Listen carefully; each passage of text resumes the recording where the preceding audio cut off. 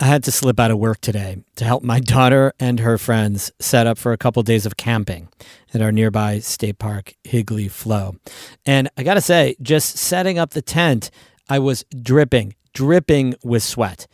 It is hot and steamy out there, and we're about to settle into a couple days of this.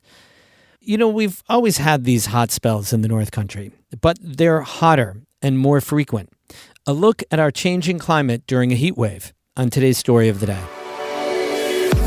Support for Story of the Day comes from the St. Lawrence County Community Development Program, now accepting applications for the Head Start program to prepare children ages 3 to 5 for school. Online at slccdp.org/head-start.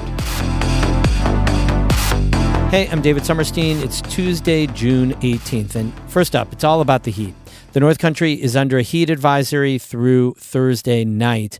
Local officials are opening cooling centers around the region so people can take a break and stay safe.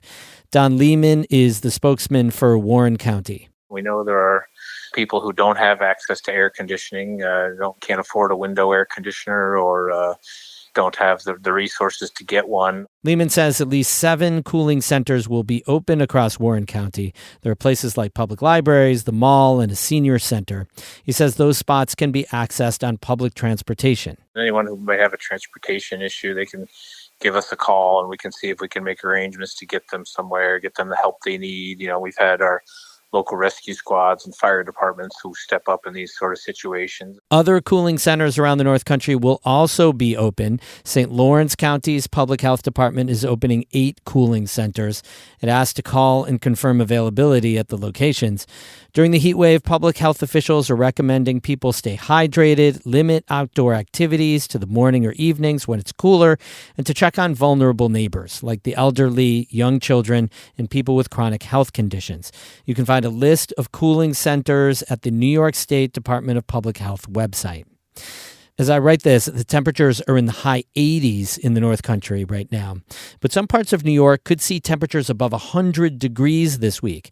Governor Kathy Hochul is warning New Yorkers to take precautions. Karen DeWitt has a look at the downstate picture. Hochul says 50 National Guard members have been deployed to Syracuse and Albany, where the heat is expected to be the worst on Tuesday. It will be bad later in the week in the downstate area. Many schools are on a half-day schedule, and state highway workers are on limited shifts. Pools and beaches at state parks are open, and Hochul urges New Yorkers who have the Juneteenth holiday off on Wednesday to get in the water or simply stay home in a cool place. New York, for the first time, has advanced maps to show the extent of the heat, but Hochul says you don't need sophisticated equipment to know that it's hot. We don't need any fancy data to tell us this. It's going to be extremely hot and uncomfortable. In fact, it'll be dangerously hot. While today's temperatures are expected into the 90s, it's the several nights and days of sustained heat expected that will be the most dangerous.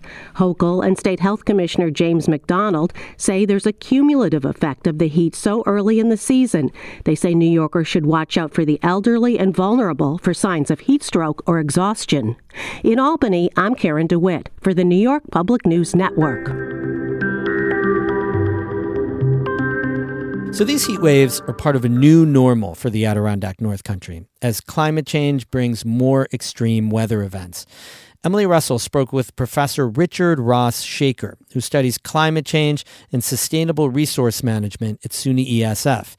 He says the data from recent decades confirms that the region is warming at a rate more than twice the global average. This is not a big surprise to me. It is very unfortunate. I know it puts a lot of people at risk, but in terms of the statistical models, which sometimes get a lot of opposition, they are hitting pretty strong in the accuracy. So this is our new normal. We're seeing the temperatures increase at an increasing rate and more of those heat wave days. Also because we had a mild winter overall, and we already had kind of increased higher temperatures, this is just par for the course. So when we think about temperature, I mean, it just being potentially in the 90s this week, and as you say, we had a warmer winter. Like, what does that heat actually do to like the natural landscape in our region? Yeah, great question. So regarding heat and what it does to the natural landscapes, how it ultimately impacts people, but the first thing it does is it starts to water stress the vegetation, the soil, and then you start to have an increased or a decrease actually in fuel moisture. So you'll actually warm up or dry out the fuel, and that could potentially cause forest fires. And once you start losing your vegetation, then you start to see stress throughout the whole food web. So it starts to cause major problems. Obviously, in more urban environments, you have major health concerns. Heat's the number one weather-related killer.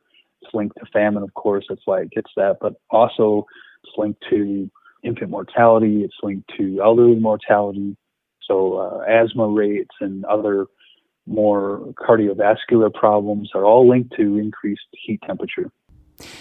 The Adirondacks, while they are warming, what I've heard is that more than twice the rate of the global average. But the Adirondacks has been seen as a kind of climate refuge. So I wonder, how you think the region should be thinking about that role and developing sustainably in the face of this reality. Yeah, so I've seen a couple of different projections with climate scenarios, kind of putting us out to 2080. On the lower end of temperature increase, the state average temperature projections are supposed to see roughly 3 degrees Fahrenheit, and that's across the whole state. When we get a little bit closer to the central and north, I've seen projections all the way up to 8.5 degrees Fahrenheit. So that's quite significant in temperature increase by 2080, but precipitation was projected to be roughly a 10% increase. So when we think of climate change and we hear about global warming, that doesn't necessarily mean that it's not going to affect us in different ways. So one of the more positive aspects of this, when we think about at least this heat, this extra heat, is we are getting more precipitation. Now, it's changing from what we were historically used to getting. So in Adirondacks, you're used to getting a lot more snow season in your precipitation, and now the snow season's shrinking, and that precipitation is changing from snow over to rain.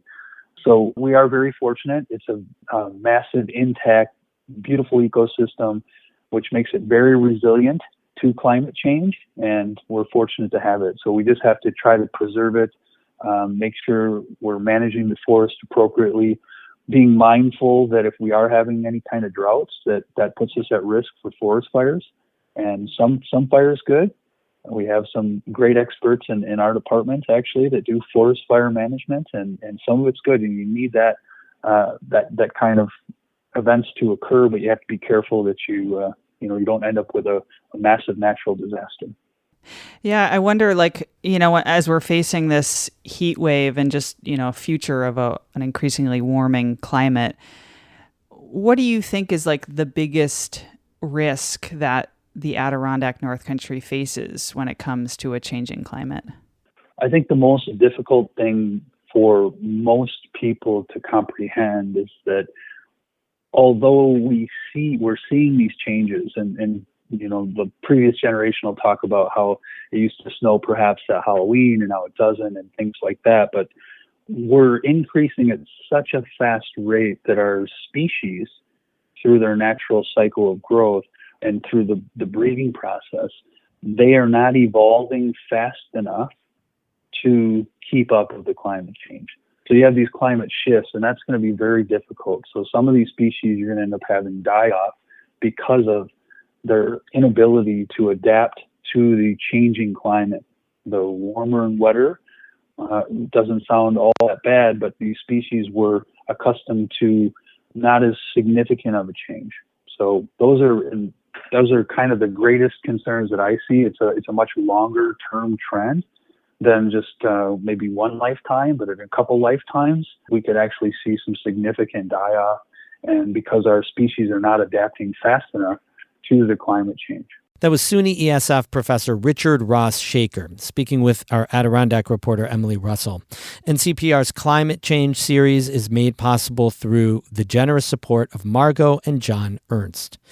We have more news all the time on our website, ncpr.org. Music today by Lost in Beijing of Keene and Caitlin Scholl of Lake Placid. I'm David Summerstein, North Country Public Radio.